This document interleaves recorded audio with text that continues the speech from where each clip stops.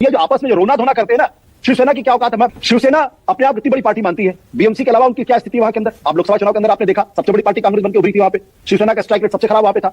देखिए मानक, मेरा पहला सवाल यह है कि अचानक से राष्ट्रीय टीवी पर INDIA इंडिया गठबंधन में इतना लोगों का इंटरेस्ट कैसे अचानक से जाग गया बिहार के बाद से? मुझे लगता है कि जो ये लड़ाई का आगाज होने जा रहा है, इसलिए आप विवश हैं कि आप राष्ट्रीय टीवी पर खाली INDIA गठबंधन की चर्चा करें। कोई विपक्षी गठजोड़ तो होगा, उसको सीरियसली लड़ना तो पड़ेगा।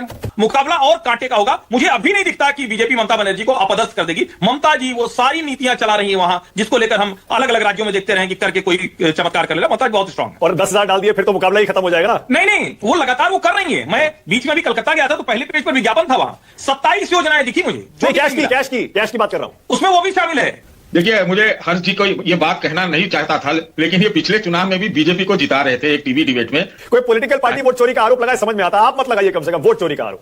अरे भाई, मेरे भाई ने मुझसे व्यक्तिगत रूप से कहा कि हमने दिया प्रशांत किशोर को वोट। हाँ। तो फिर जब उसके बूथ का निकला तो बोला यार मेरा उसमें वोट ही नहीं है। A few moments later. तो चलिए शुरू करते हैं। बंगाल में आपको लग रहा है कि मुकाबला होगा या बीजेपी आगे है या ममता बनर्जी आगे है आज की तारीख में? बिहार जीतने के बाद 3 उदाहरण मैं आपको देता हूं।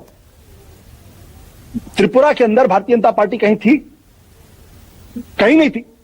अचानक त्रिपुरा के अंदर भारतीय जनता पार्टी ने अपनी सरकार बनाई अपने बल पे। हरियाणा के अंदर क्या भारतीय जनता पार्टी 2014 के पहले थी? 6% वोट मिलता था या 10% वोट मिलता था, 6 विधानसभा सीट आती थी। लगातार 3 बार से वहां पे सरकार बनाई हुई है। बंगाल के अंदर अनएक्सपेक्टेडली अगर आप देखें तो 2019 में 18 सीटें उसको मिली अनएक्सपेक्टेडली, और उसका वोट परसेंटेज तो 25% का इजाफा हुआ। बात तो सही है। तो अगर 25% का इजाफा हो सकता है, और अगर आप इस बीजेपी की ताकत को नहीं समझेंगे तो ये 25 पर जो है ये किसी भी दिन 40-45% के आसपास पहुंच सकता है। तब आप क्या करेंगे? इसलिए मुझे लगता है कि जो बीजेपी की ताकत है, बीजेपी का जो राजनीतिक कौशल है, उसको समझ के सारी विपक्षी पार्टियों को अपनी रणनीति बनानी चाहिए। और ये जो आपस में जो रोना धोना करते हैं ना, शिवसेना की क्या औकात है? मैं एक गलत शब्द का इस्तेमाल निकल गया। शिवसेना अपने आप इतनी बड़ी पार्टी मानती है, बीएमसी के अलावा उनकी क्या स्थिति वहां के अंदर? आप लोकसभा चुनाव के अंदर आपने देखा, सबसे बड़ी पार्टी कांग्रेस बनकर उभरी थी वहां पे, शिवसेना का स्ट्राइक रेट सबसे खराब वहां पे था। सही पकड़े हैं। यहां तक कि एकनाथ शिंदे का भी स्ट्राइक रेट उनसे बेहतर था। विधानसभा के चुनाव में भी ये बात पूरी तरीके से स्पष्ट हो गई। तो ये जो नेता है, जिस तरीके की आम आदमी पार्टी को देख लीजिए, अपना दिल्ली का गढ़ तो बचा नहीं पाए, पंजाब को गढ़ बचाने में लगे हुए हैं। और जिस दिन लोकसभा का चुनाव हुआ था उसी दिन आम आदमी पार्टी के नेता जो दिल्ली के इंचार्ज थे, उन्होंने कहा हमारा गठबंधन खत्म हो गया, क्योंकि पंजाब में चुनाव लड़ना है उनको कांग्रेस पार्टी के खिलाफ। वो आज की तारीख में कांग्रेस पार्टी के साथ रहते हुए नहीं दिखाई पड़ सकते। ठीक है, दिल्ली में चलो फिर भी हो सकता था। ओके। तो बंगाल में भी आप देख लीजिए। तो मुझे लगता है कि ये जो पूरा जो गठबंधन की पॉलिटिक्स है, इनकी दिक्कत क्या है कि ये भारतीय जनता पार्टी से सीखना नहीं चाहते या नहीं सीख रहे हैं। सर क्या बात, ये बात है। ठीक है, ओके। सतीश जी, आशुतोष के हिसाब से तो सारी सहयोगी पार्टियों का भी दोष है और कांग्रेस पार्टी का भी दोष है, जबकि सारे सहयोगी दल कह रहे हैं भैया राहुल गांधी, आप वो आम आदमी पार्टी की प्रवक्ता कह रही हैं जिस चीज को छूते हैं वो मिट्टी हो जाती है।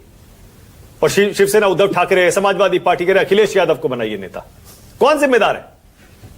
देखिए मानक, मेरा पहला सवाल यह है कि अचानक से राष्ट्रीय टीवी पर INDIA इंडिया गठबंधन में इतना लोगों का इंटरेस्ट कैसे अचानक से जाग गया बिहार के बाद से, है ना? राहुल RJD का परिवार टूट जाएगा, फलानमा टूट गया, पहलनमा भाग गया, है कि नहीं? ये कहानी आप चर्चा करते कि बिहार में एक लड़खड़ाता मुख्यमंत्री जो एक शपथ भी ठीक से नहीं ले सकता।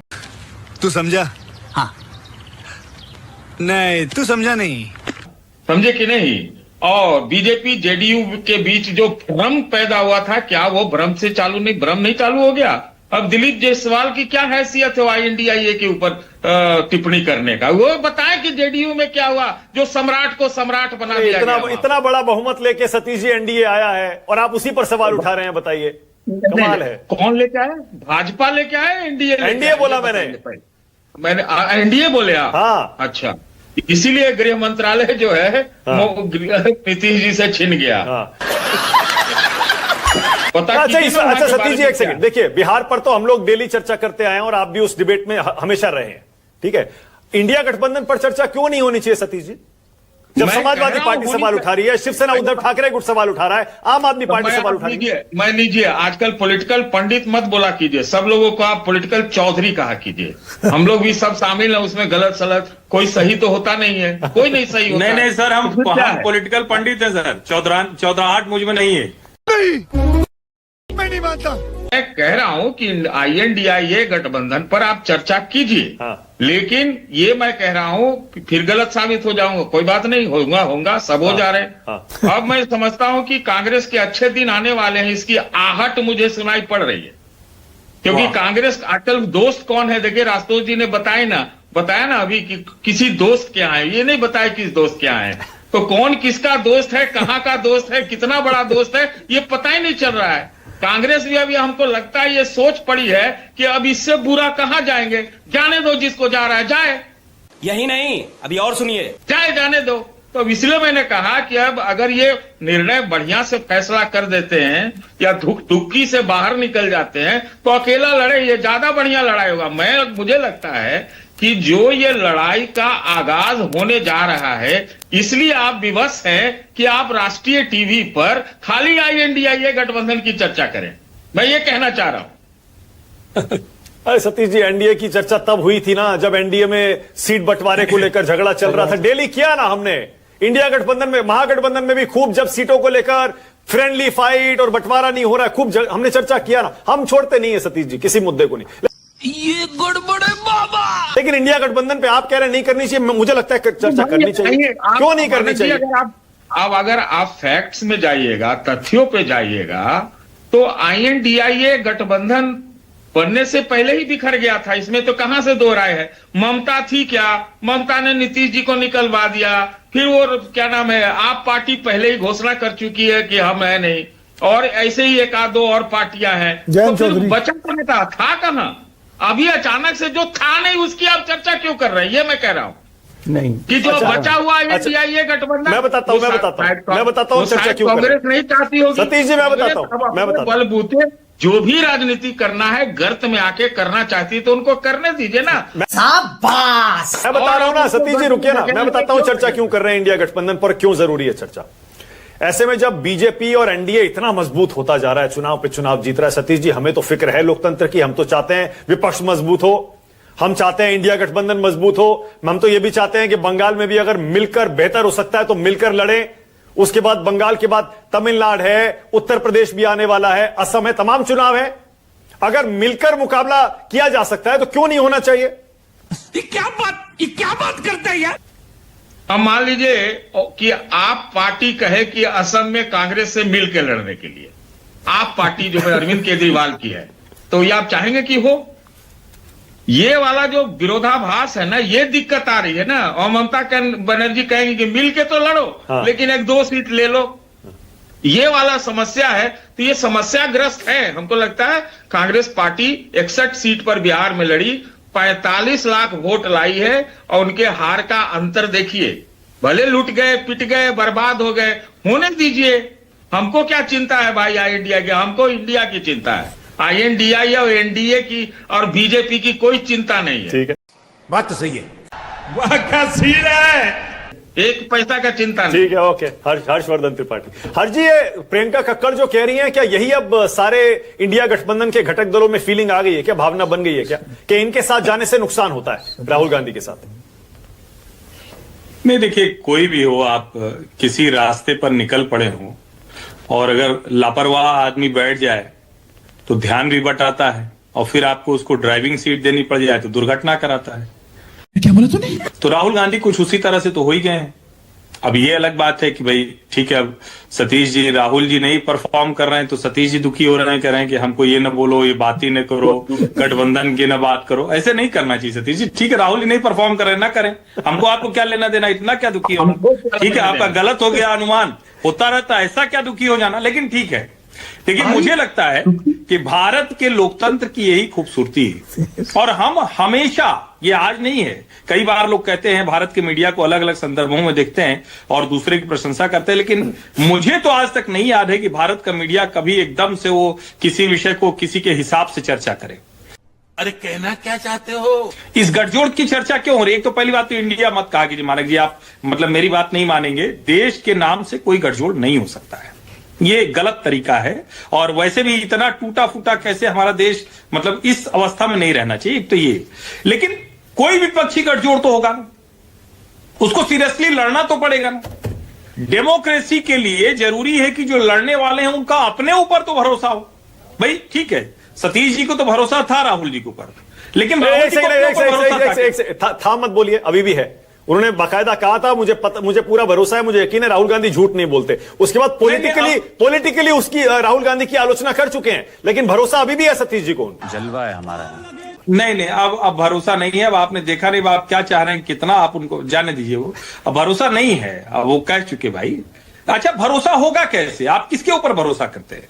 मान लीजिए मुझे पता है कि मैं जिसके ऊपर भरोसा कर रहा हूं वो कमजोर है, लेकिन मैं भरोसा करूंगा तो कुछ परफॉर्म करेगा। राहुल जी को इससे फर्क ही नहीं पड़ता है, वो नैराश्य भाव में है। बंगाल में आपको क्या लग रहा है हर्षवर्धन जी, कौन जीत रहा है? देखिए बंगाल को लेकर मैं अभी भी कह रहा हूं, निश्चित तौर पर भाई जब कम्युनिस्टों को ममता जी ने उखाड़ा तब भी असंभव सा था, और त्रिपुरा हरियाणा दूसरे उदाहरण हैं। लेकिन अभी बंगाल इतना आसान नहीं है भारतीय जनता पार्टी के लिए, क्योंकि वहां का जो डेमोग्राफी है, अब SIR ऐसा हो जाए, सब कुछ हो जाए, क्योंकि बीजेपी ने कोई कसर पिछली बार भी नहीं छोड़ी थी जब 3-277 पहुंची थी। ये चुप है। अभी भी उसकी मुश्किल है, लेकिन हां मुकाबला और कांटे का होगा। मुझे अभी नहीं दिखता कि बीजेपी ममता बनर्जी को अपदस्थ कर देगी। ममता जी वो सारी नीतियां चला रही हैं वहां, जिसको लेकर हम अलग अलग राज्यों में देखते रहे कि करके कोई चमत्कार कर ले रहा। ममता जी बहुत स्ट्रांग है, और 10,000 डाल दिए फिर तो मुकाबला ही खत्म हो जाएगा ना। नहीं, वो लगातार वो कर रही है। मैं बीच में भी कलकत्ता गया था तो पहले पेज पर विज्ञापन था, वहां 27 योजनाएं दिखी मुझे। जो कैश की बात कर रहा हूं, उसमें वो भी शामिल है। वो कैश ऐसे नहीं दिख रहा है, लेकिन वहां वो सब शामिल है, और ममता बनर्जी को पता है, इसलिए वो सारे काम वो कर रही है। झूठ बोलो, बार बार झूठ बोलो। बहुत बढ़िया। ओके, तो 5 हमारे पंडित है ना, उनमें से देखिए मैंने आशुतोष से पूछा कौन आगे। आशुतोष कुछ साफ नहीं कह रहे, लेकिन कुछ भी हो सकता है, क्योंकि हमने इससे पहले भी ऐसे अजीब से नतीजे देखे। हर्षवर्धन जी कह रहे हैं कांटे की टक्कर है, लेकिन एज शायद ममता बनर्जी को है। सतीश जी आप भी बता दीजिए बंगाल पर अभी आज की तारीख। एक लाइन में कह दूं, हाँ, अगर ममता बनर्जी की सरकार जाएगी तो उनके अपने लोगों के कर्मों से, अगर बांग्लादेशी घुसपैठिए भाग रहे हैं और उनके पक्ष में ममता के लोग खड़े होंगे, अगर हुमायूं कबीर तृणमूल के नेता वहां पर बाबरी मस्जिद बनाने की बात करेंगे, तो फिर जिसको कहते हैं ना कि उसकी जिम्मेदार वो स्वयं होंगी। ऐसे तृणमूल कांग्रेस अभी बहुत स्ट्रांग है। ओके सतीश जी, देखिए मुझे हर्ष जी को ये बात कहना नहीं चाहता था, लेकिन ये पिछले चुनाव में भी बीजेपी को जिता रहे थे। एक टीवी डिबेट में हम लोग आमने सामने थे। अब इस बार ये कह रहे हैं, कौन से चुनाव? इस बार कह रहे हैं कि ममता बहुत स्ट्रांग है, तो मैं तो अपना क्वेश्चन मार्क। दरअसल क्या है, आपने एक चीज मार्क किया, बिहार में तो घुसपैठिए मिले नहीं, और बिहार चुनाव खत्म होते ही आपको घुसपैठिए भागते हुए नजर आए आपको बंगाल से। ये बहुत कठिन मुकाबला होगा। हाँ, ये इनकी बात से मैं अब ये समझते होंगे कि मुकाबला बहुत कड़ा होगा, लेकिन आजकल तो करामाती रिजल्ट आता है, करामाती काम सब हो रहे हैं, तो मैं नहीं कह सकता कि कौन जीतेगा। भाई भाजपा क्यों नहीं जीत सकती? अभी तो 4-5 साल से लगी हुई है। यही नहीं, अभी और सुनिए। सतीश जी आपसे ऐसी उम्मीद नहीं है भाई। कोई पॉलिटिकल पार्टी वोट चोरी का आरोप लगाए समझ में आता, आप मत लगाइए कम से कम वोट चोरी का आरोप। चाहते हैं मैं कुछ बोलूं क्या उस पर बोलूं क्या? अरे बोलिए ना, ये बोलने के लिए तो रखा है ये शो। अरे भाई, मेरे भाई ने कहा कि मेरे भाई ने मुझसे व्यक्तिगत रूप से कहा कि हमने दिया प्रशांत किशोर को वोट। हाँ। तो फिर जब वो उसके बूथ का निकला तो बोला यार मेरा उसमें वोट ही नहीं है। कुछ ना कुछ तो गड़बड़ जरूर है। कैसे पता वोट नहीं है? कैसे पता वोट नहीं है? अरे उसने देखा कि जो बूथ पर उसने सुने ना वोट डाला, उस बूथ पर पीके को एक वोट नहीं है, जबकि मेरा भाई दावा करता है कि उसने पीके को दिया। आप सोचिए, अब पता नहीं, इस चमत्कार तो होता ही। वाह क्या सीन है।